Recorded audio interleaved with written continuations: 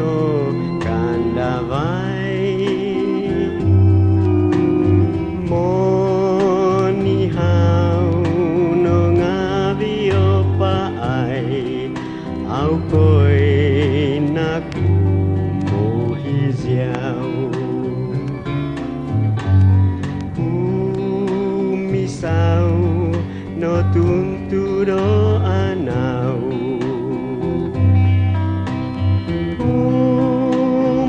umabus no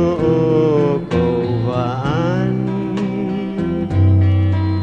tubong ihu misun no lopuan au koi naku muhiziau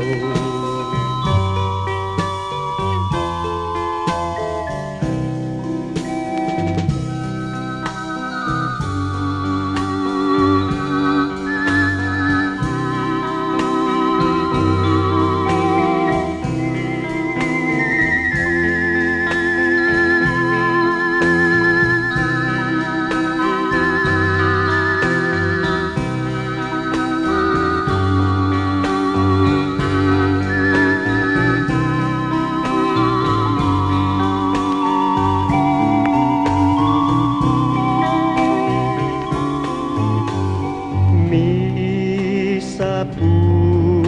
no tuntu tom bisau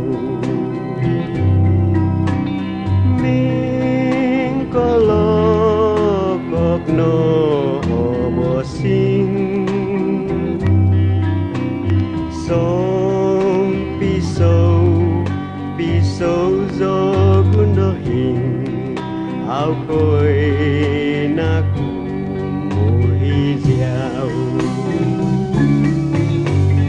no lami no ngavio anau no kovat no iho tadang no mawan no iho padang o mau koi naku